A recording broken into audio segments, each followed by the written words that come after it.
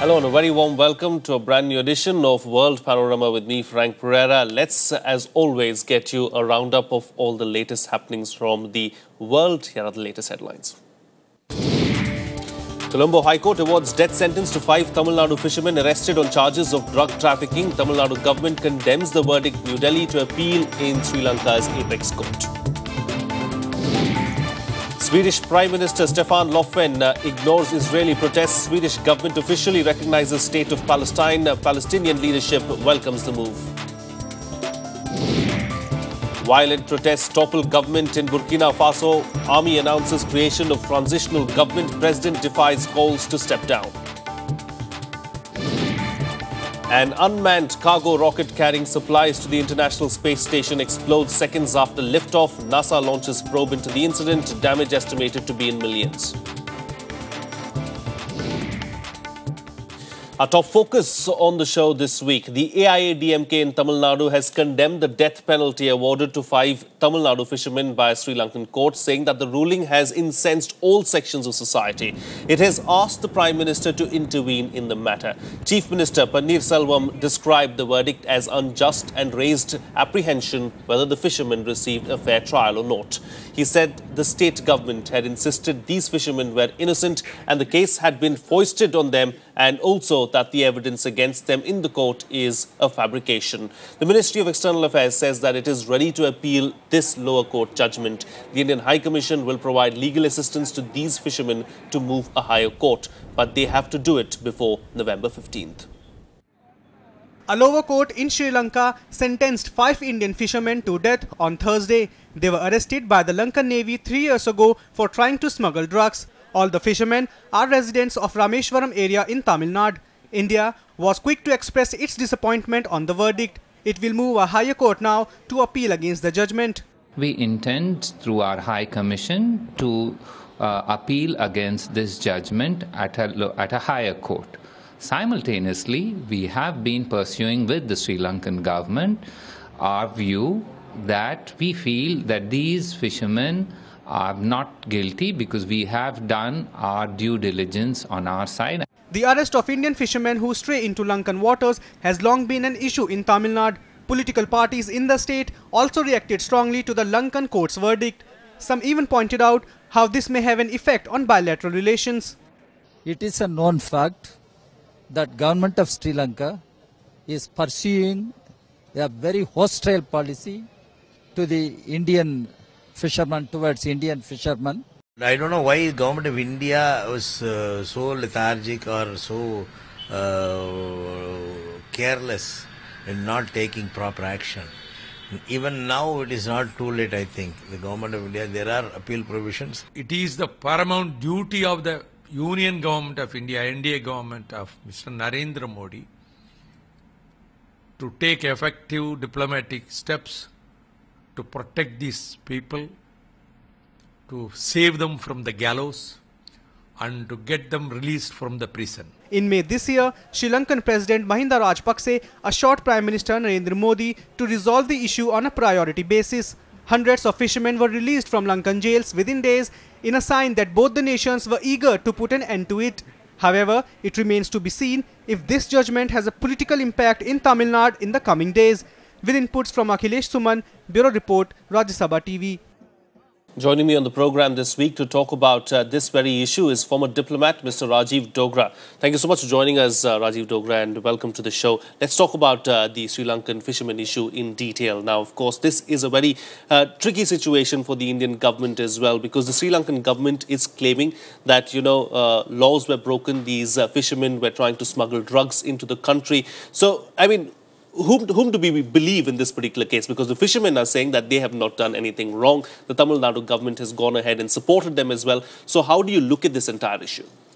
I think there's no doubt that we should believe our government. And our government spokesman has said very clearly that according to the Indian government, fishermen are not at fault. So period. That is it. And Indian government must ensure that its conviction that they are not at fault is agreed to by the Sri Lankan government.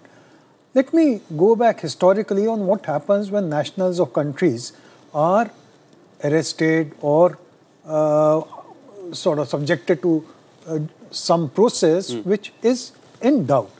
And let me go back in history. I remember the famous advocate of the Italian Empire, Cicero, or Cicero as Italians would call him, had once said that if even a single Italian is put to death and the Italian state does not back him up, then that would mark the decline of the Roman Empire. That's exactly what happened. Look at the recent history. Look at the way Italian government has been defending two Roman marines who had actually shot dead Indian fishermen. Yes. Without any provocation, without any notice. And look at the number of times the defense minister of Italy has come here, the foreign minister has come here, the prime minister has rung up our prime minister, successive prime ministers.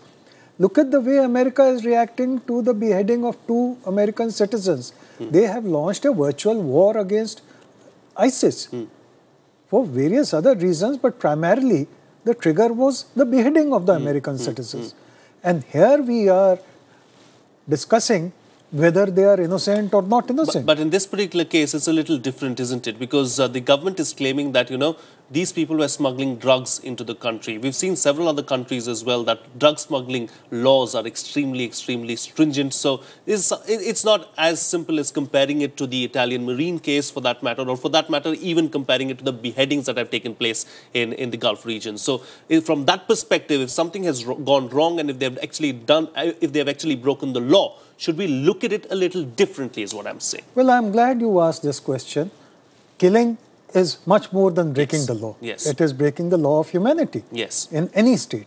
And yet those governments have reacted in the way that they have done to defend the rights of their citizens. Secondly, who is to say that they had actually taken drugs? If they had actually taken drugs, let's assume that for a minute, where are the Sri Lankan ends of it? Have they arrested the Sri Lankan people who were to receive those drugs? Have they informed the Indian government who were the principals who sent drugs from here in Tamil Nadu?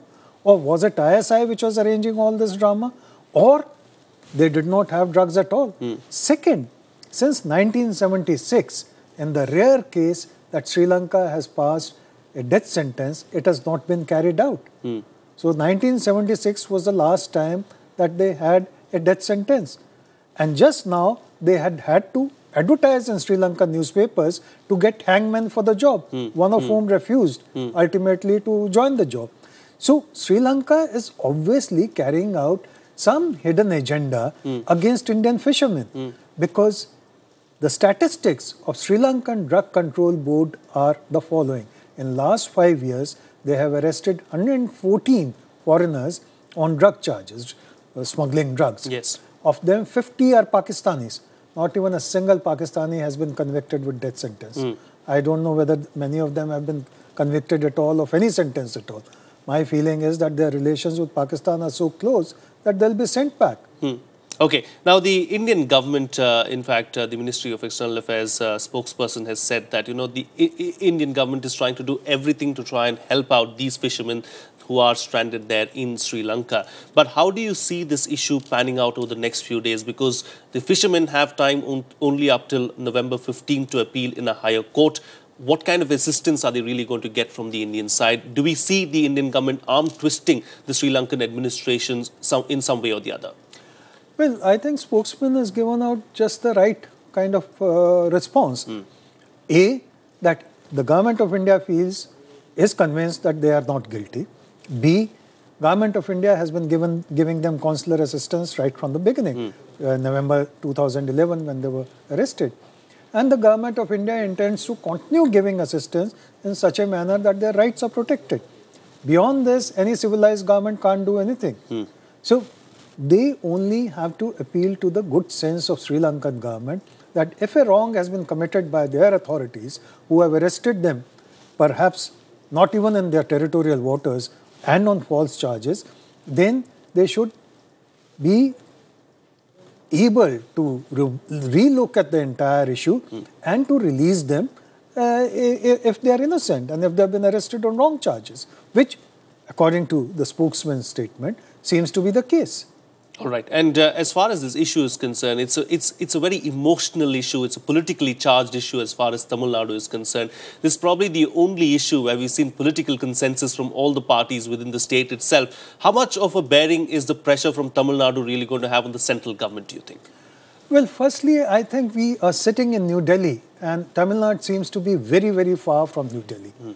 Had it been something, let's say, on the western borders, the entire media, the entire country would have reacted differently, I'm sure. Look at the facts of the case. Over the last 2-3 years, we've heard repeated reports of Tamil Nadu fishermen being maltreated in the worst possible manner by Sri Lankan Navy. Yes. There were reports of their being dragged by rope, tied to their neck in the sea. Yes. There were reports that Sri Lankan Navy had shot some of the Tamil Nadu fishermen.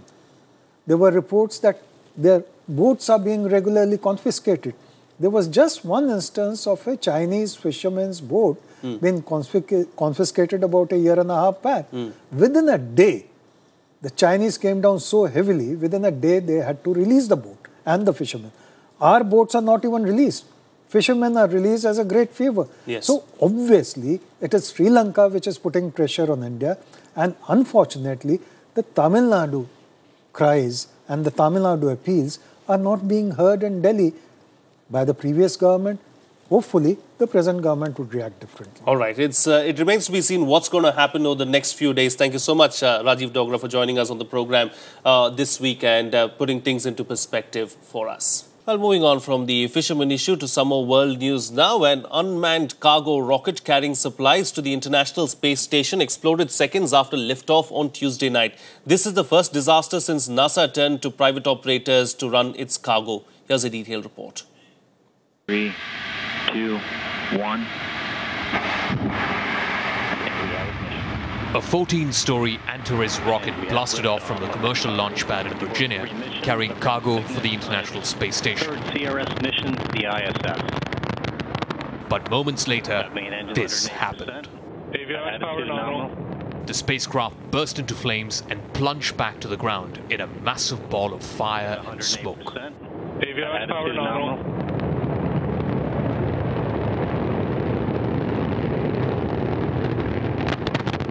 The craft, built and launched by Orbital Sciences, was carrying a Cygnus cargo ship bound for the space station. Orbital Sciences is one of 2 companies that NASA had hired to fly cargo to the station after it retired its space shuttles. Tuesday's planned flight was to be the 3rd of 8 under contract with NASA. NASA now claims the explosion will not impact the 6 crew members who are currently on board the space station. A probe has been initiated to ascertain the reason behind this explosion.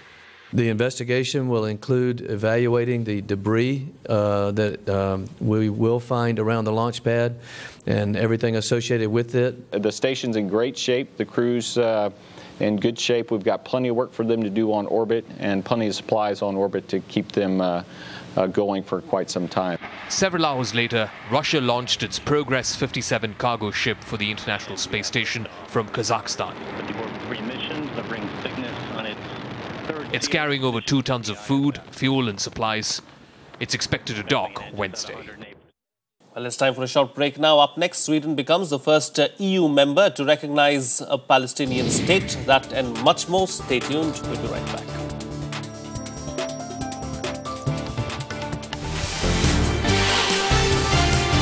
Back, you're watching Rajya Sabha Television. Well, Sweden on Thursday became the biggest Western European country to recognize a Palestinian state, prompting a strong protest from Israel, which swiftly withdrew its ambassador from Stockholm. The move by Sweden's new left-leaning government reflects growing international impatience with Israel's newly half-century control of the West Bank. The Swedish government officially recognized the state of Palestine on Thursday, saying it hoped the move would help to revive the stalled Israeli-Palestinian peace process. The government of Sweden has decided to recognize the state of Palestine. We have decided to do so on the basis of the fact that the criteria of international law are fulfilled. There is a territory a people and a government. The decision drew praise from the Palestinian president and criticism from Israel. Wallström said Sweden's move aimed at supporting modern Palestinians and making their status more equal with that of Israel in the peace negotiations, as well as giving hope to young people on both sides. Well, because of the situation on the ground, we've seen an escalation of settlements and violence in Jerusalem and on the West Bank. And we've seen in 6 years 3 wars in Gaza. We have also seen a radicalization of many young people who actually have only 2 choices, either accepting the situation as it is or taking to violent methods. And we believe that this is support for a peace process and negotiation. Palestinians have been seeking statehood in the Israeli-occupied West Bank and the blockaded Gaza Strip with East Jerusalem as their capital. But years of efforts to forge a 2-state solution with the Israelis have made next to no progress, and the Palestinians now see little choice but to make a unilateral push for statehood. The United Nations General Assembly approved the de facto recognition of the State of Palestine in 2012, but the European Union and most EU countries have yet to give official recognition. Well, let's now shift focus to another important story. Burkina Faso's military dissolved parliament and announced a transitional government after violent protests against President Blaise Compaoré. But Compaoré remained defiant and said that he will stay in power for a year. Here's a detailed report. The government of Burkina Faso collapsed on Thursday as demonstrators protesting President Blaise Compaoré's plans to stay in office after 27 years surged through the streets of Ouagadougou, the capital. Army Chief General Honoré Traoré said a new government would be installed after consultation with all political parties and would lead the country to an election within 12 months. Vu la nécessité de préserver le pays de tout chaos et de garantir l'unité et la cohésion nationale, considérant les concertations en cours avec les personnes ressources, le chef de l'état-major général des armées de Burkina Faso porte à la connaissance du peuple, de l'opinion nationale et internationale, les dispositions suivantes. The move came after tens of thousands of angry protesters packed the streets of the capital, Ouagadougou, to demand Compaoré's departure, storming parliament and setting it on fire and ransacking state television. At least 3 protesters were shot dead and scores wounded when security forces opened fire on the crowd. Before the military's announcement, the president had issued his own statement announcing a state of emergency to be enforced by the army and calling for talks with the opposition. The protest was sparked by the government's attempt to push a constitutional change through parliament to allow the 63-year-old president to seek re-election next year. Large protests also erupted in other parts of the country. Well, much else has been unfolding around the world. Here's a quick wrap of the other international news of the week. Russia has agreed to resume the supply of gas to Ukraine throughout the winter after signing a treaty brokered by the European Union. The $4.6 billion deal will extend through March. EU said it will help the cash-strapped Ukraine with the payments through aid and guarantees, adding that the agreement might be the first glimmer of hope in easing tensions between the two countries. Islamist Boko Haram militants have seized control of the northeast Nigerian town of Mubi, killing dozens of people and forcing thousands to flee. The militants hoisted their black flag over the palace of the traditional ruler after robbing banks, burning down the main market and sacking the palace. Despite the ceasefire announced by the government, violence continues to rise in Nigeria. The bodies of 220 members of an Iraqi Sunni tribe, apparently killed by Islamic State militants, have been found in 2 mass graves in western Iraq. Some 150 men from the Albu Nimr tribe were taken away from their villages on Wednesday and killed, while 70 people from the same tribe were found dead in another mass grave. Hopes of finding survivors under the mud and rubble of a landslide in south-central Sri Lanka had run out by the first light on Thursday. A government minister cut the estimated death toll to more than 100 from 300 the previous night. Disaster Management Minister Mahinda Amaravira told reporters it would be unlikely there would be any survivors after visiting the disaster site in the tea plantation village of Haldumulla, 190 kilometers from the capital, Colombo. Pakistan Awami Tehreek chief Tahirul Qadri has left Pakistan on a stated foreign trip, leading to speculation that he has struck a deal with Prime Minister Nawaz Sharif. Qadri, however, said that the aim of his visit to different countries is to organize his party and generate funds for it. Qadri will first go to Dubai and later to London. Bureau Report, Rajya Sabha TV. Let's shift focus now and bring you up to speed with all the sports news that you might have missed out this week. Here's the sports action. FIFA boss Sepp Blatter unveiled the 2018 World Cup logo with cosmonauts, which has a strong resemblance to an alien. The logo depicts the World Cup trophy in red and blue, colours from the Russian flag with a gold trim. Unveiling the logo on a Russian state TV talk show, Blatter said that the logo would show Russia's heart and spirit. It was then presented over video link by a crew of 3 Russian cosmonauts on the International Space Station, 400 kilometers above Earth. Real Madrid star Cristiano Ronaldo has beaten Barcelona's Lionel Messi for the first time to clinch La Liga's Best Player award among a hat-trick of awards he won at the Spanish top flight's annual gala. The Portuguese also won prizes for the league's best striker and best goal for his back heel against Valencia. The accolade comes as Ronaldo was also named on the shortlist for the 2014 Ballon d'Or, the award given to the world's best player. The Football Association has suspended Queen's Park Rangers defender Rio Ferdinand for 3 matches and fined him £25,000 for comments he made on Twitter. The FA has also severely warned the former England captain as to his future conduct and told him to attend an education program arranged by them. It is believed that the misconduct charge is related to a comment where Ferdinand used the word sket. The term sket is defined as a promiscuous girl or woman. Australian wicketkeeper Brad Haddin has been rested from the squad to face South Africa in their pre-World Cup series with the world #1 ODI spot at stake. The selector said that veteran Haddin had been granted a break to freshen up ahead of the home summer tests beginning in December, giving fellow clubman Matthew Wade a return to international duty. The selectors have included 6 pace bowlers and no specialist spinners in the 13-man squad. Going on now, here's a look at what's been creating a buzz in the world of show business. Here's the latest entertainment news. Marvel Studios has announced that Captain Marvel will be the first female superhero film. The film, which is scheduled to release on 6 July 2018, will be using the hero's most recent incarnation, Carol Danvers. Captain Marvel has appeared in many incarnations throughout Marvel's comic series, and Danvers, whose powers include flight, super strength, and the ability to shoot energy bursts from her hands, was originally Miss Marvel, but that mantle has since been handed over to Kamala Khan. George R.R. Martin has released a new book which tells the backstory of Game of Thrones' fictional kingdom Westeros. The 300-page book titled The World of Ice and Fire, The Untold History of Westeros and the Game of Thrones features text by the 66-year-old writer as well as illustrations from a range of fantasy artists. Lord Snow here grew up. Martin said that he didn't expect the book to be so big. And resentment.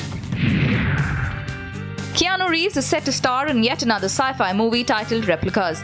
The 50-year-old Matrix star would take on the role of a neuroscientist in Project, which would be helmed by Tanya Wexler. The screenplay, which was penned by Chad St. John, focuses on the daring neuroscientist who desperately tries to bring his family back after they're killed in a car accident. The production is scheduled to begin in spring 2015. Phil Collins has called Adele a slippery little fish after she snubbed the British singer-songwriter on her new album. The former Genesis drummer asserted that Adele had asked Collins to get back in touch with him to finish a piece of music, but she failed to do so. The 63-year-old singer said he never heard back from Adele after she asked him to work on a song for her forthcoming album. Daniel Radcliffe showed off his rapping skills when he recently performed Blackalicious' Alphabet Aerobics. Buildings are broken, basically I'm bombarding. The Harry Potter star asserted on The Tonight Show that he loved memorizing complicated lyrical intricate, and therefore Jimmy Fallon asked him to perform the tongue twister rap. The 25-year-old actor stunned the audience when he delivered an epic rap. And finally, of course, screams of terror echoed along the busy streets of Marikina in the Philippines as ghouls and zombies, all regular people in costumes, of course, walked with the living at the city's annual Halloween parade. More than 100 participants joined the costume parade, donning gory or haunting outfits meant to scare children and adults alike. I'm going to leave you with these visuals. Happy Halloween.